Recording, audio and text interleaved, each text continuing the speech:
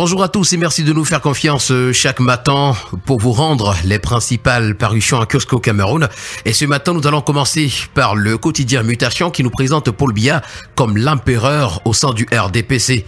Alors que les militants attendent un congrès depuis 2011 pour débattre de la vie du parti, prendre position sur les questions d'actualité et renouveler ses instances dirigeantes, le président national a procédé hier à des nominations faisant des erreurs et des dessus. C'est une information à retrouver ce matin à la page 9 du journal.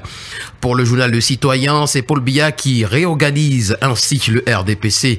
Le quotidien à capitaux publics Cameroun Tribune, pour sa part, nous fait savoir que Paul Biya redistribue les cartes des décisions du président national signées donc les 25 et 26 mars et rendues publiques hier par le secrétaire général du comité central, nomme de nouveaux membres titulaires au sein du comité central ainsi que certains chefs de délégation permanente régionale et départementale. D'ailleurs, Cameroun Tribune nous propose l'intégralité des textes ce matin à ses pages 2 et 3. Dans cette redistribution des cartes, le journal Innovation nous fait savoir que Emmanuel Zete a été non confirmé après 4 ans d'intérim à la délégation régionale du comité central du RDPC à l'Ouest.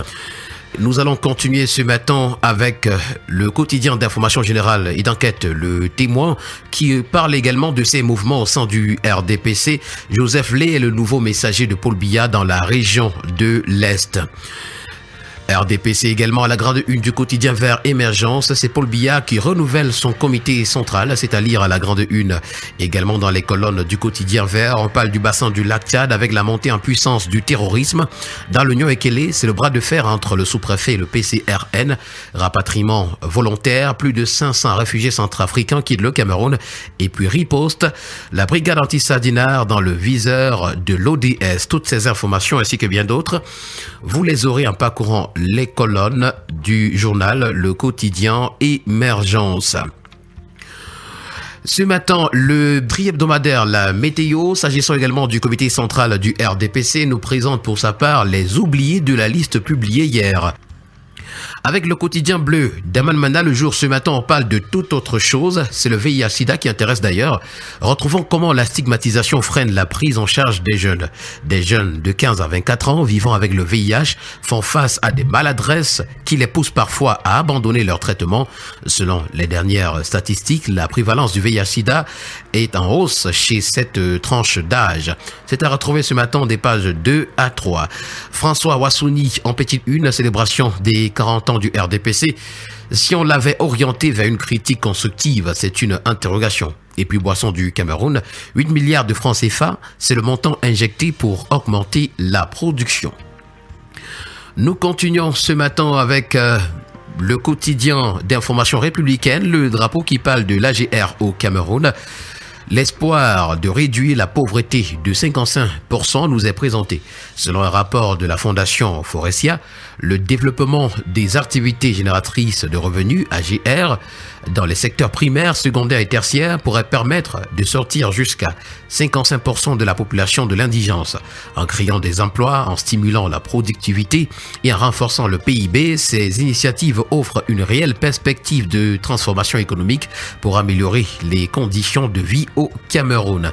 Liberté en petite une, le monde face à ces cyniques cupides, c'est à retrouver ce matin à la page 2. Le bi-hebdomadaire d'analyse, d'enquête et d'information générale, Le Point pour sa part, titre ce matin « Drame de Woulgo, Boko Haram et alliés, MINDEF, châtiment annoncé ». Dans un communiqué du 26 mars, le MINDEF envoie un message fort aux assaillants. Les opérations de recherche en cours permettront de les neutraliser jusqu'à leur dernier retranchement.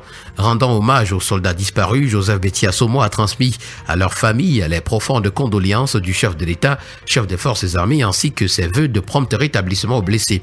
La nation reste debout. Voilà donc l'information à retrouver ce matin en parcourant les colonnes du journal. Et d'après le quotidien régional d'information du Nord Cameroun, l'œil du Sahel de Guy Gaitama, dans le maillot de Sanaga, l'armée a déjà neutralisé 3 terroristes Boko Haram à Magoumaz. Nous continuons ce matin avec le quotidien L'Info à chaud qui pour sa part ce matin à sa grande une nous parle du Cameroun qui pleure ses 11 lions tombés. Le narcissisme arrosé est à retrouver à la page 8. Narcissisme comme Narcisse Mouelé-Kambi. Retrouvons la réaction à chaud de Léon Tyler Onana, conseiller municipal RDPC de la commune de Monatélé relativement aux prétendues nominations du président national de fait du RDPC du 27 mars 2025. Paul Biya n'est pas l'auteur de ces nominations d'après l'homme politique, c'est à retrouver ce matin à la page 2. Et puis décès tragique de 11 soldats suite à l'attaque de la secte terroriste Boko Haram. Le président Cabral Libi a le cœur meurtri et mesure le poids du sacrifice ce matin à la page 5 du quotidien L'Info à chaud. Le journal d'analyse et d'enquête économique Eco News, comme d'habitude, nous parle d'Éric Etundi à sa première une. L'architecte de l'épargne régionale à la conquête de la BVMAC est présenté ce matin. Et puis à son autre une, c'est Camrail qui mise sur la jeunesse avec 39 agents formés pour demain. Ce matin, on a également le journal L'Action qui revient sur le fonctionnement du RDPC et nous renseigne que le dispositif a été renforcé pour le premier quotidien économique de la zone CEBAC. L'économie, on parle de dette. Le Cameroun privilégie les remboursements extérieurs en 2024. Au cours de la même période, le pays n'a pas atteint ses objectifs pour ce qui est du paiement de la dette intérieure, tel que nous le renseigne le journal. Et puis performance 2024, le bénéfice de la BEAC augmente pour atteindre 354,7 milliards de francs CFA. Nous sommes dans l'incurie s'agissant de l'insalubrité dans la capitale avec le journal Alpha Echo. La ville de Yaoundé ploie sous le poids des tas d'immondices, sous le regard impuissant des autorités en charge de l'assainissement et du développement de la capitale politique. Il s'agit pour le journal du maire de la ville ainsi que du ministre de l'Habitat et du Développement urbain. Et nous terminons le périple de ce matin avec le tri hebdomadaire Le Soir qui parle des réfugiés centrafricains. Rapatriement volontaire à la frontière de plus de 500 sous la supervision du MINAT. Et voilà qui a permis de mettre un terme à cette autre sortie de la revue de la presse camerounaise. Merci à tous, c'était la dernière de cette semaine. Au plaisir de vous retrouver la semaine prochaine pour d'autres éditions. D'ici là, portez-vous bien.